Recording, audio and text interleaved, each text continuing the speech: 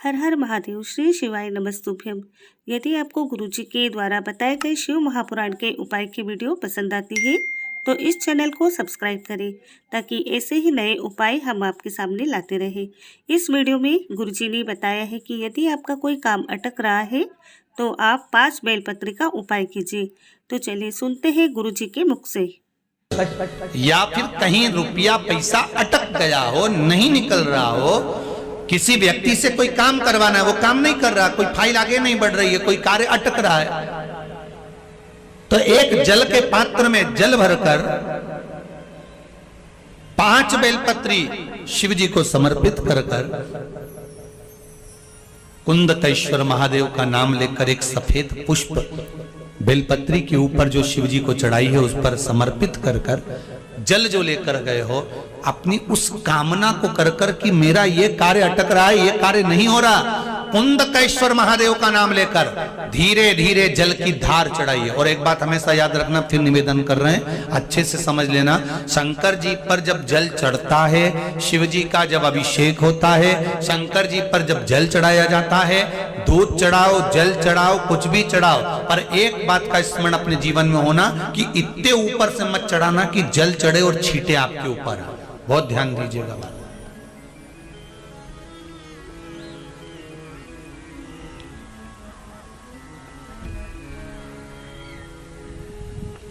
यहां तक वर्णन करा गया है कि शंकर जी का जल चढ़ा हुआ जहां से बहकर जाता है ना, उसको लांगा तक नहीं जाता। यहां लांगते हैं क्या? नहीं ना, परिक्रमा भी करेंगे तो वहीं से लौट कर वापस डर जाएंगे। शिव जी का जहां से जल बहकर जा रहा हो, चढ़ा हुआ जल जहां से बहकर जा रहा हो, उसको लांगा तक नहीं जाता। और कई लोग बड़े बड़े आनंद में शंकर जी पे इतनी ऊपर से जल चढ़ाएंगे तो वो छींटे पूरे अपने ऊपर आना चाहिए, शरीर पर आना चाहिए। नहीं, उसका दोष है, हमारा उसका दोष है।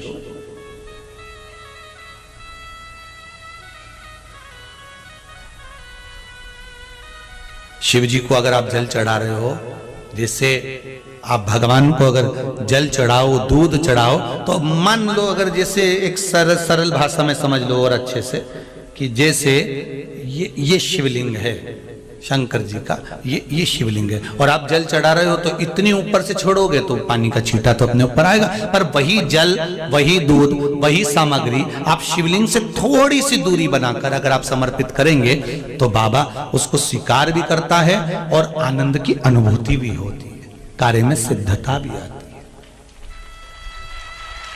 कार्य में उसकी सिद्धता भी आती है।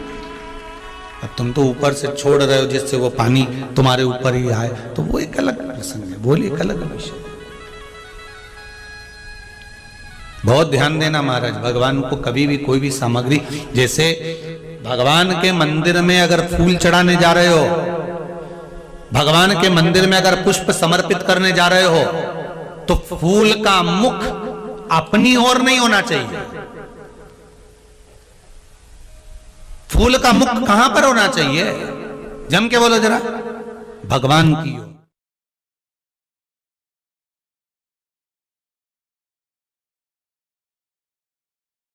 है कि भगवान नंदी पर उल्टे बैठे थे। आपको पहले भी कथा में कहा, इंद्रदेव ने यह बात सामने रखी थी ब्रह्मा जी से कि ब्रह्मदेव, भगवान शंकर से कहो कम से कम सीधे बैठ जाएं। भगवान बोले हम नहीं बैठेंगे सीधे। तो पूछा क्यों? कि हमारा कोई बाप नहीं, हमारा कोई भाई नहीं, बारात कैसे देखेंगे? आगे से नंदी देखेगा, पीछे से हम देखेंगे, इसलिए नंदी पर उल्टे बैठे थे, शादी करने जा रहे थे, बिल्कुल उल्टे। सबसे अच्छी दिशा कौन सी होती है? 4 दिशा हैं, पूर्व, पश्चिम, उत्तर, दक्षिण। सबसे अच्छी दिशा कौन सी है? पूरब और पश्चिम को लोग मानते हैं, पूजन करने बैठते हैं तो कहां बैठते हैं? पूरब और पश्चिम में, ठीक है। पर शंकर उल्टे हैं, शिव उल्टे बैठे, इसलिए शिव आराधना कहां होती है? शंकर जी का जो जलाधारी है वो कहां है? उत्तर की ओर, उत्तर की ओर जलाधारी। शिव के भगत शंकर का पूजन करने बैठते हैं तो कहां बैठते हैं? दक्षिण की ओर। दक्षिण में भगत बैठता है, उत्तर की ओर जलाधारी रहती है। महाराज देखिए कितनी विचित्र लीला है। पंडित जी आपको पूजन करने बिठाएंगे तो कहेंगे पूरा पश्चिम में बैठो, पंडित जी अगर बिठाएंगे तो कहेंगे पूरा पश्चिम में बैठो। पर शंकर का अनुमोदन करने वाला, शिव का स्मरण करने वाला, शंकर की पूजन करने वाला, शंकर को जल चढ़ाने वाला, अगर वो पूरब में बैठकर चढ़ा रहा है, पश्चिम में बैठकर चढ़ा रहा है, उत्तर में बैठकर चढ़ा रहा है, उसका फल मात्र 25% है। और शंकर को अगर दक्षिण में बैठकर उत्तर की ओर मुख कर जल चढ़ा रहा है तो उसका पुण्य 1000% है महाराज। उसका पुण्य आनंद में प्राप्त हो जाता है, उसको कम नहीं हो सकता, वो बढ़ता, उसमें कमता नहीं रहती। एक प्रैक्टिकल करके देखना, छोटा सा प्रैक्टिकल, छोटा सा है। मान लो किसी व्यक्ति को बहुत तेज बुखार आ रहा है, ठीक है, बहुत तेज बुखार है, कोई बच्चा है, कोई बड़ा है, और उसको बहुत तेज बुखार आ रहा है, बहुत तेज। अब आज के जमाने में बुखार कोरोना के चक्कर में भी है, वो भी ध्यान रखना हो। पर मान लो किसी व्यक्ति को बुखार बहुत तेज आ रहा है और बच्चा तप भी बहुत रहा है, एक लोटा पानी महाराज लेकर जाइए, उल्टे हाथ में उस कलश को रखिएगा, सीधे हाथ से उस कलश के ऊपर हाथ रखकर लेकर ऐसे कैसे ही मंदिर में चले जाओ शंकर जी के। दक्षिण की ओर खड़े हो, उत्तर की ओर मुख करो, एक पात्र भी लेकर जाओ, उस पात्र को जहां से पानी गिरता है वहां रख दीजिए और उस पानी को शंकर जी को चढ़ा दीजिए। उस पानी को लेकर जाओ, एक बाल्टी में डाल दो, दूसरा पानी उसमें भर लो, जिस व्यक्ति को बुखार आ रहा है उसको स्नान करा दो। 15 से 20 मिनट के बाद में, 20 मिनट भी जान दो, अगर आपको लगता है कि शरीर ठंडा हो गया, और आधे घंटे बाद उसको फिर आप टेम्परेचर नापेंगे। जीवन की एक आनंदता को प्रकट करने वाला सुयशा भगवान देव अधिदेव महादेव की भक्ति में लगती है और नंदीश्वर को भगवान शंकर के शिवालय में, शंकर भगवान के मंदिर में स्थापित करवा देती है। वो धर्मपत्नी सुयशा, धर्मपत्नी सुयशा। आप में से कितने लोग हैं जो घर में से जल लेकर जाते हैं शंकर भगवान को चढ़ाने? सभी लोग ले जाते हो? जब घर के मटके में से, परिंडे में से, बाल्टी में से, टंकी में से, घर के हंडे में से जब एक लोटा जल लेकर जाते हो ना, उस समय पर आपके मन में ये भाव प्रकट होना चाहिए कि हमारे घर में हम देव अधिदेव महादेव को जल चढ़ाने के लिए जा रहे हैं।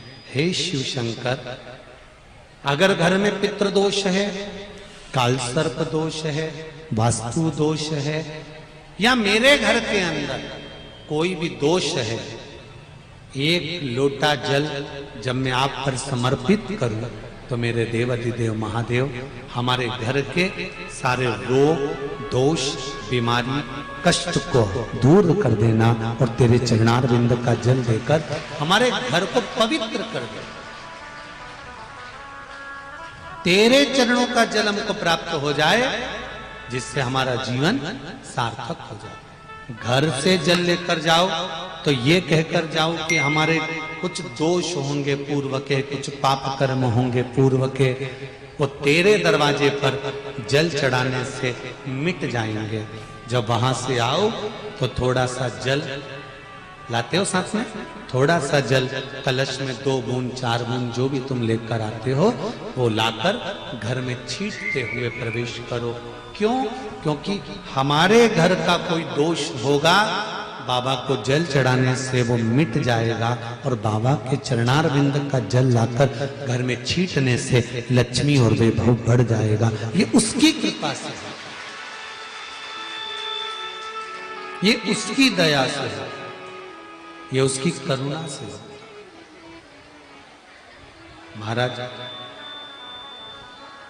श्रावण का महीना चल रहा है। सावन के महीने में कार्तिकेय महाराज की धर्म पत्नी देवसेना और वल्ली देवी, कौन कौन है? जम के बोलो जरा। देवसेना और वल्ली देवी। वीडियो पसंद आई है तो आप इस चैनल को सब्सक्राइब करें। हर हर देवसेना और महादेव, श्री वली शिवाय नमस्तुभ्यम।